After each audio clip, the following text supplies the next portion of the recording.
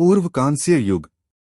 कांस्य युग एक ऐतिहासिक अवधि है जो लगभग 3300 ईसा पूर्व से 1200 ईसा पूर्व तक चली। कांस्य के उपयोग, कुछ क्षेत्रों में लेखन की उपस्थिति और शहरी सभ्यता की अन्य प्रारंभिक विशेषताओं की विशेषता है। कांस्य युग ब्रॉन्ज एज एक महत्वपूर्ण युग था जो प्राचीन मानव सभ्यताओं के विकास के दौरान आया। यह युग लोहे और तांबे के मिश्रण से बने औजारों की प्रमुखता से जाना जाता है। यहाँ कुछ महत्वपूर्ण बातें हैं। कांस्य युग की विशेषताएं। कांस्य युग में लोहे और तांबे के औजारों का उपयोग शिकार, खेती और अन्य गतिविधियों में होता था। इस युग में नगरों की निर्माण की शुरुआत हुई और व्यापार बढ़ा। यह युग विभिन्न सभ्यताओं के विकास के दौरान था, जैसे कि इंडस घाटी सभ्यता, मेसोपोटामिया और इजिप्ट। कांस्य युग के स्थल। इंडस घाटी, पाकिस्तान। मेसोपोटामिया, आज का इराक।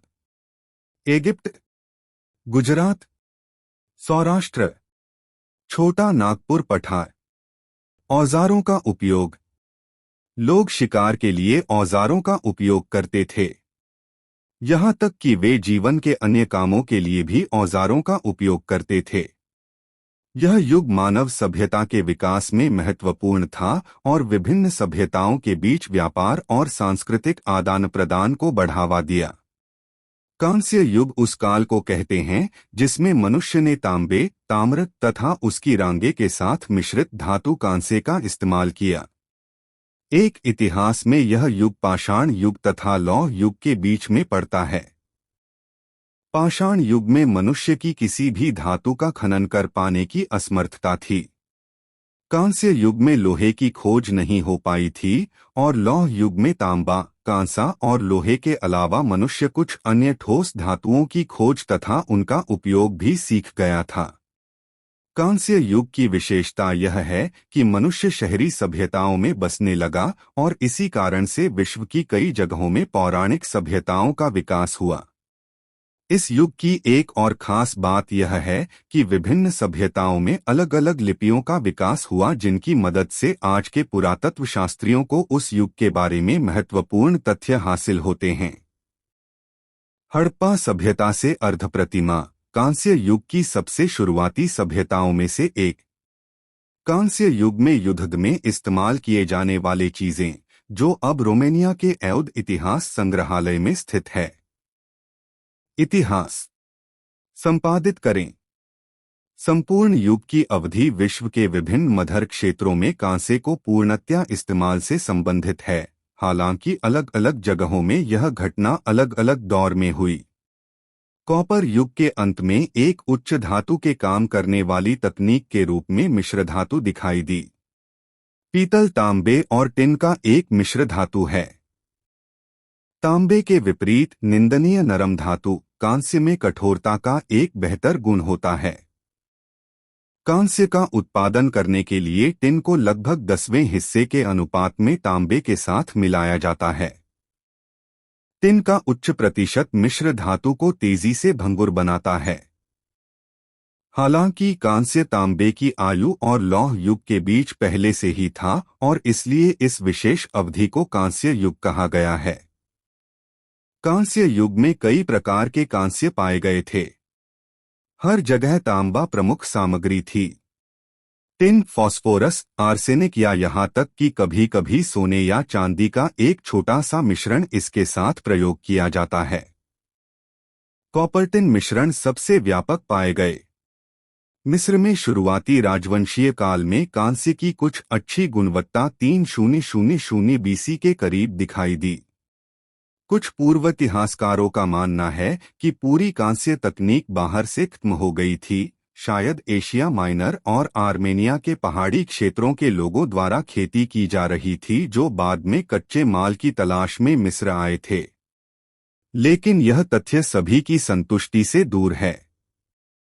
जो लोग मानते हैं कि कांस्य दक्षिण रूस में 3000 बीसी के आसपास था, उन्होंने पूर्वी यूरोप, नियर ईस्ट और नॉर्थ इंडिया में 2500 बीसी तक तेजी से प्रसार की वकालत की। जो कुछ भी हो, एक बार आविष्कार होने के बाद यह विभिन्न आसन्न क्षेत्रों में प्रभावी ढंग से उपयोग किया गया था। चूंकि कॉपर बियरिंग स्ट्रेट बहुत अधिक व्यापक रूप से विश्व की सतह पर फैले हुए हैं, जो कि असर करने वाले टिन की तुलना में तांबे की खोज की गई थी। पुरातत्वविदों ने इस बात पर बहस की कि क्या धातु के राज्य में दो तत्वों के अनुपात को मापने के लिए कांस्य तैयार किया गया था या क्या भट्ठी में डालने से पहले अयस्कों को मिलाया गया था। इन परिकल्पनाओं के द्वारा वे कांस्य में टिन सामग्री के अंतर से उत्पन्न कांस्य की गुणवत्ता में उल्लेखनीय अंतर की व्याख्या करना चाहते थे।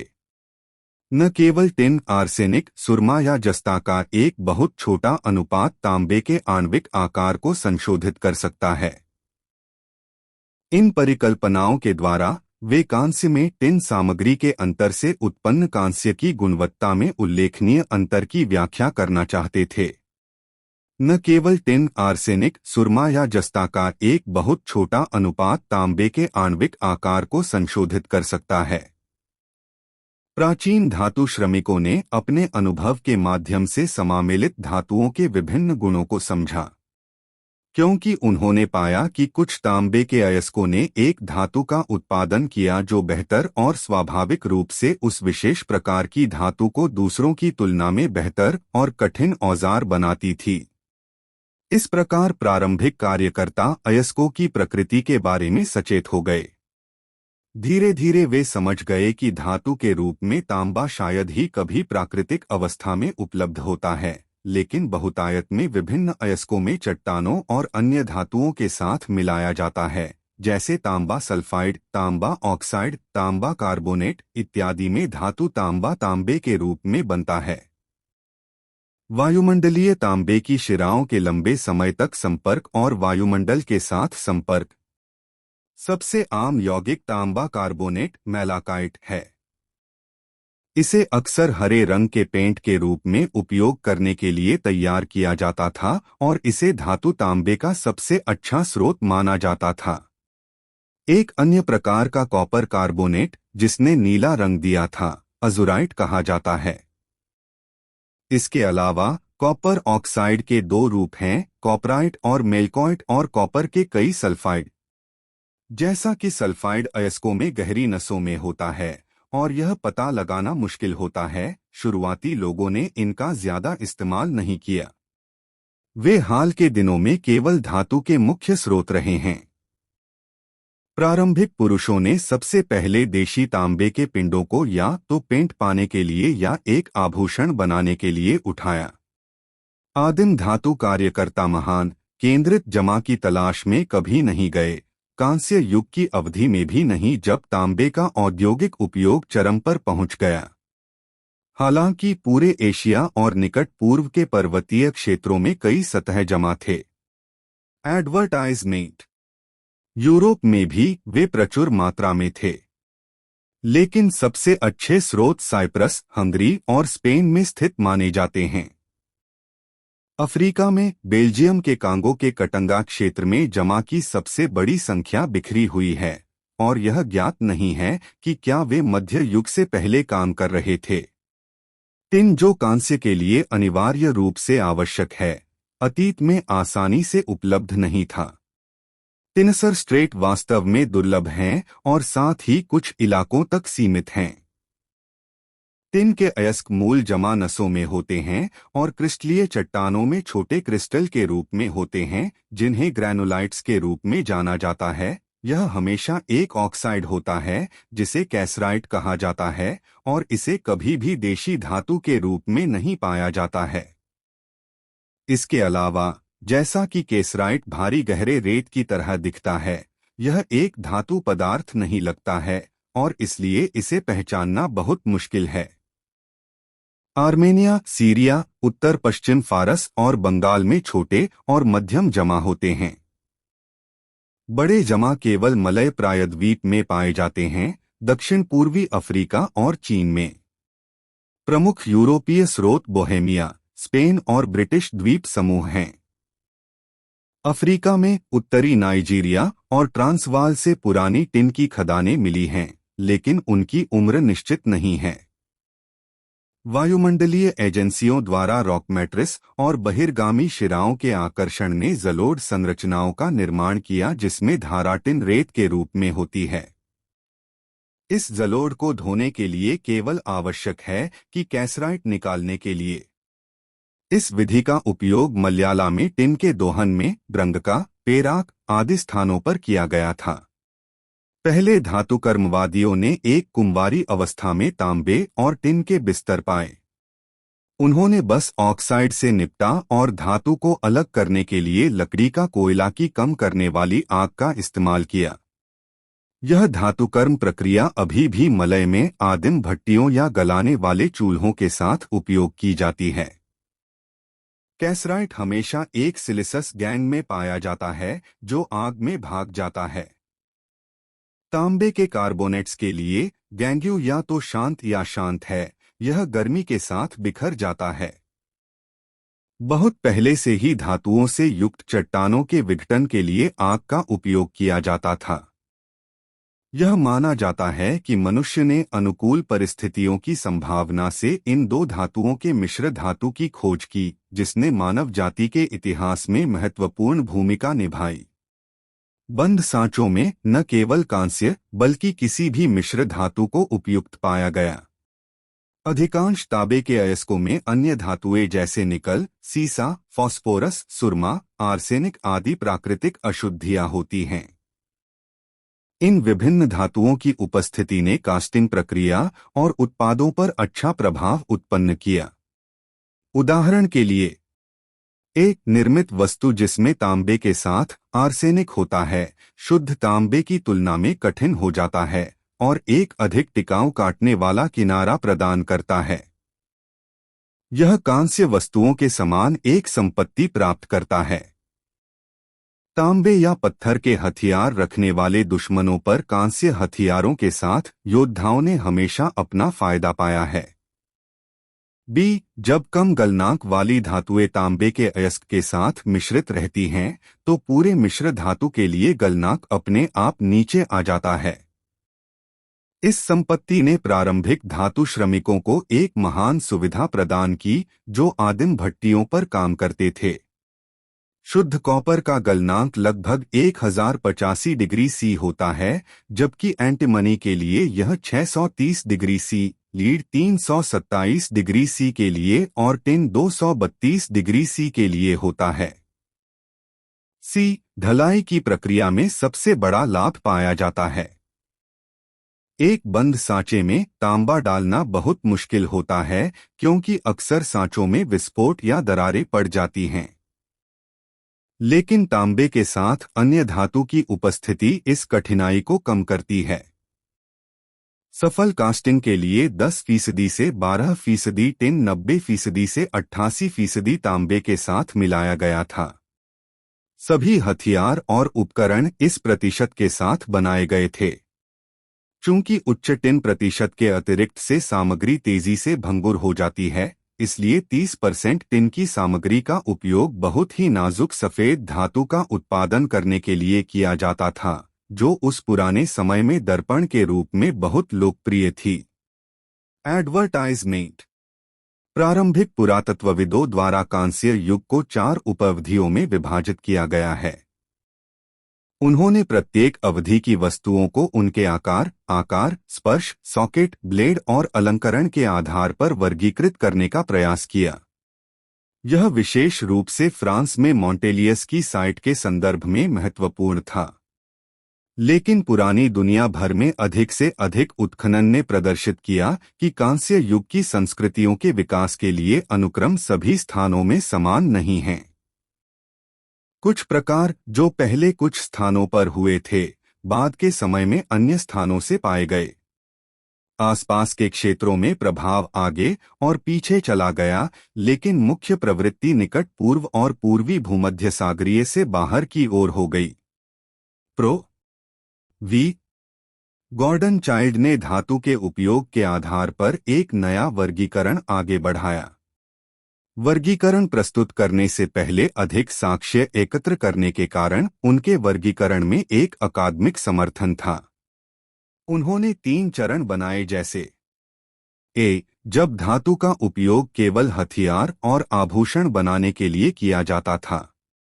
बी, जब धातु ने विभिन्न शिल्पों और कुशल ट्रेडों में उनका उपयोग करने के लिए उपकरण बनाए। सी, जब धातु कृषि और किसी न किसी काम में उपयोग में आया। शुरुआत में खनन, गलाने और काम करने में कठिनाई के लिए कांस्य का उपयोग किया जाता था। यह हथियार, उपकरण और अमीर लोगों के गहने के रूप में कार्य करता था। बड़े पैमाने पर आबादी, विशेष रूप से अयस्ककम क्षेत्रों में, कांस्य टुकड़े को खजाने के रूप में माना जाता है।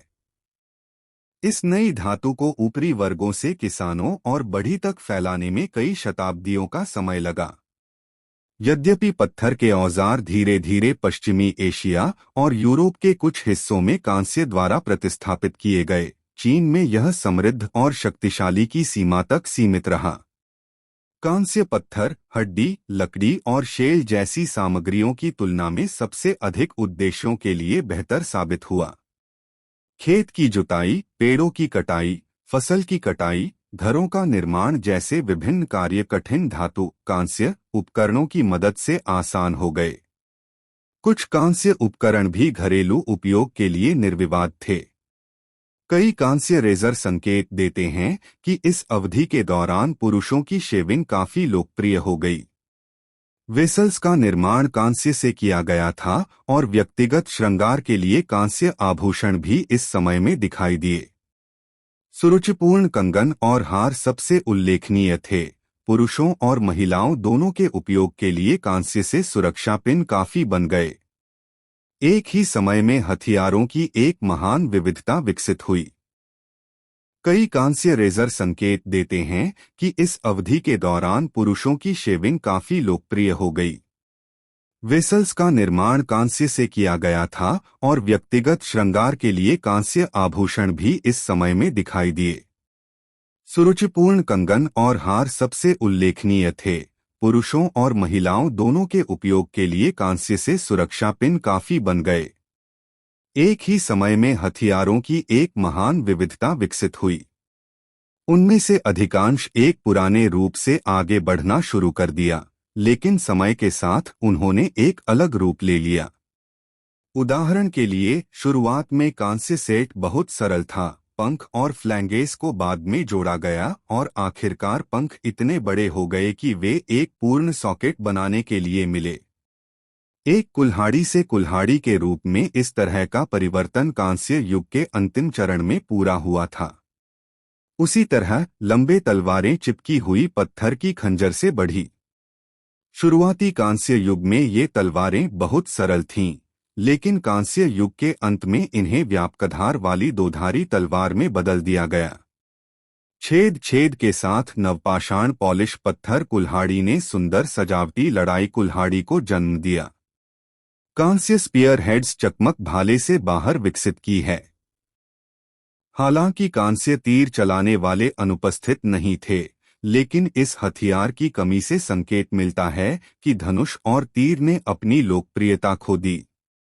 कांस्य युग में मिट्टी के बर्तन कौशल का अधिक विकसित शिल्प बन गए। विभिन्न स्थानीय शैलियों का विकास हुआ, लेकिन गहने, उपकरण या मिट्टी के बर्तनों पर पाई जाने वाली सजावटी कला को शुद्ध कला नहीं माना जाता था।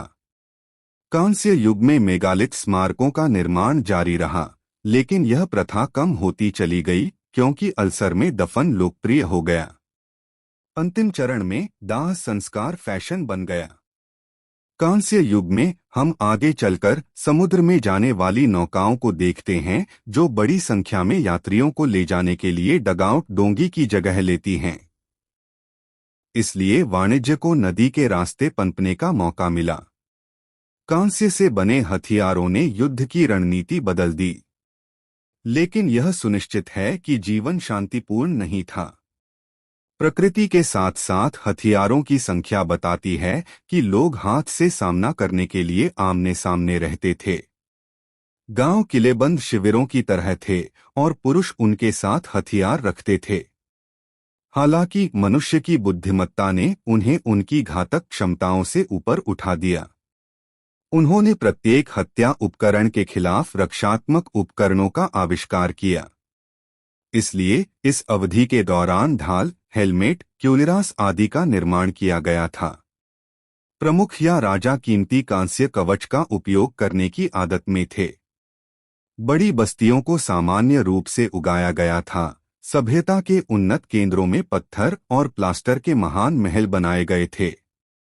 लगभग सभी देशों में कांस्य के उपयोग ने शुद्ध तांबे के उपयोग को सफल किया। नवपाषाण पत्थर के औजार धीरे धीरे गायब हो गए।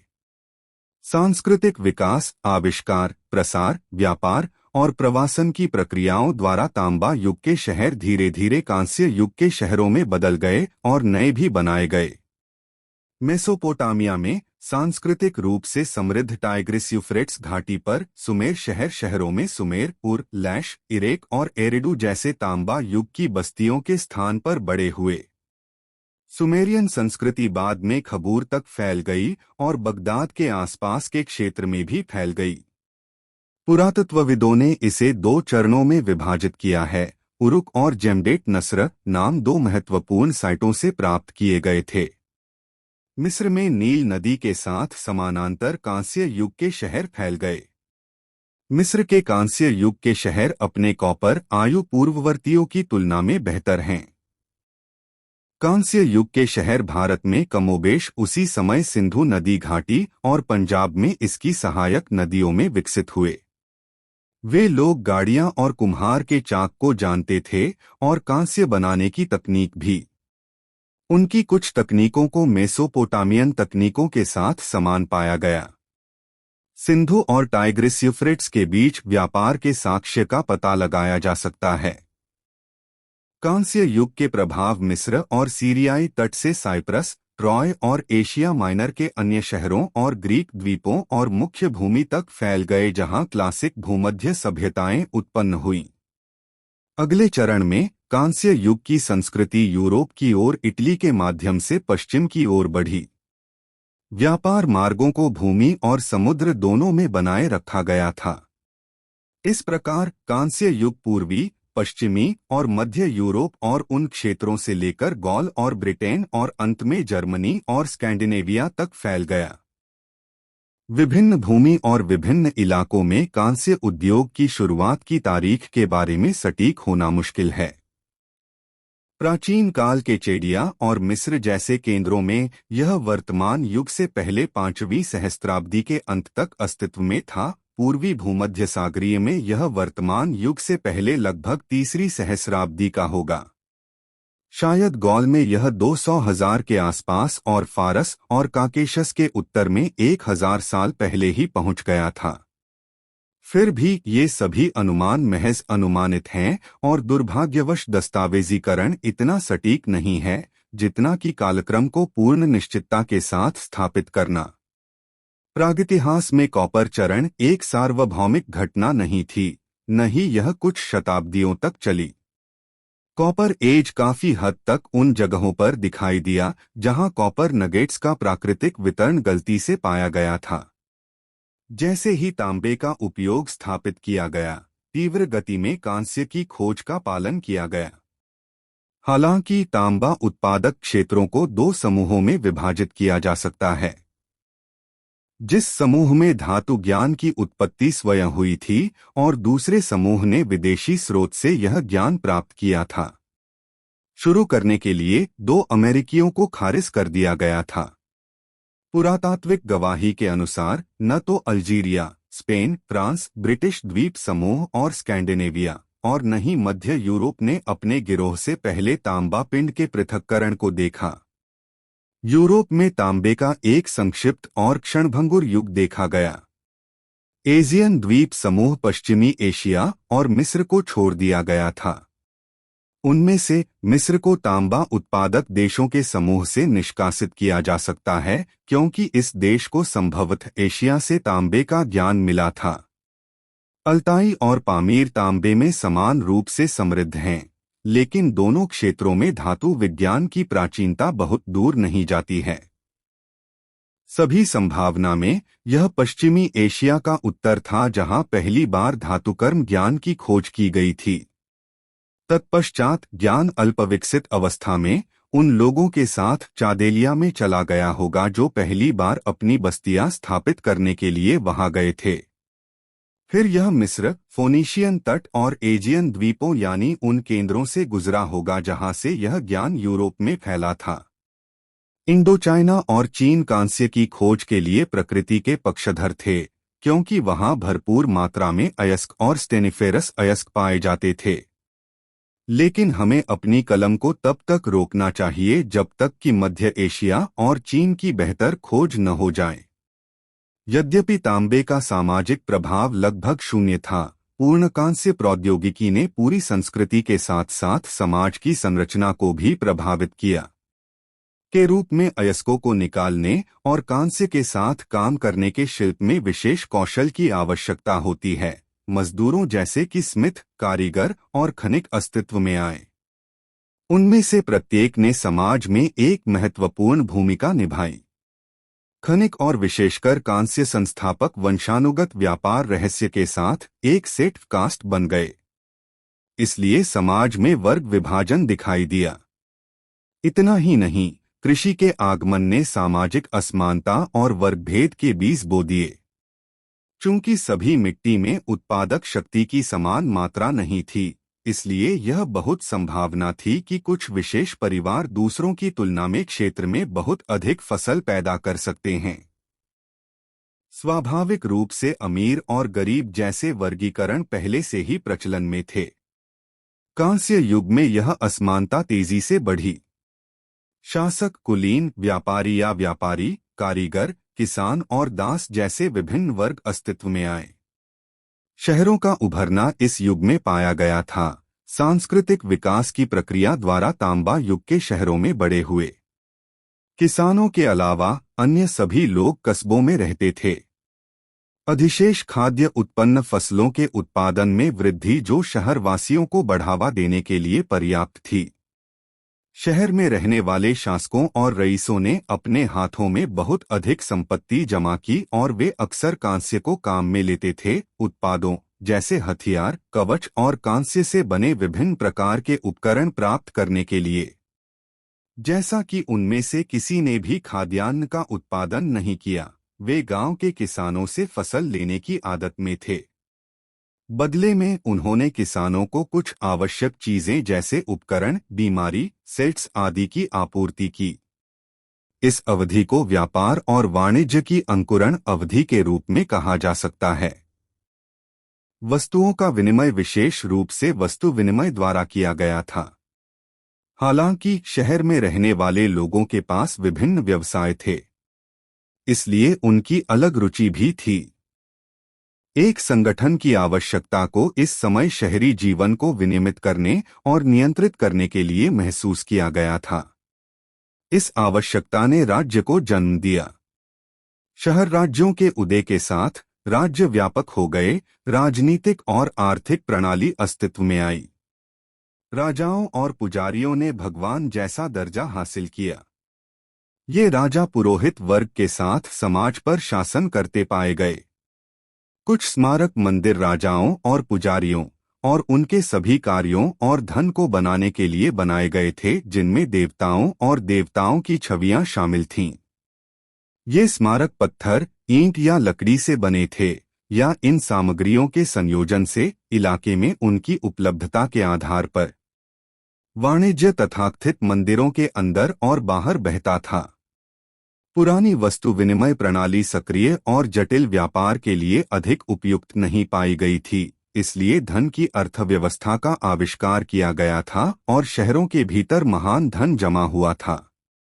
अवकाश और धन के बढ़े हुए दायरे के साथ मनुष्य की बुद्धि विभिन्न दिशाओं में विकसित हुई। कला, वास्तुकला, वाणिज्य, शिल्प, लिपि आदि सभी एक समय में विकसित हुई।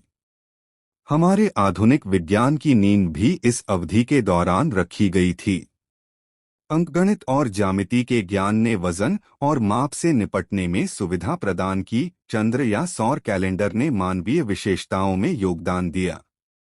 संपूर्ण कांस्य युग में शहरों, राज्यों और राजाओं की, सामाजिक वर्गों की, स्थायी संरचनाओं, स्मारकों और लेखन के विकास में क्रांतिकारी परिवर्तन आए। सभी नए विकास तांबे कांस्य धातु विज्ञान के साथ जुड़े हुए थे। यूरोप में कांस्य युग। यूरोपीय कांस्य युग दिलचस्प विशेषताएं बन गया है।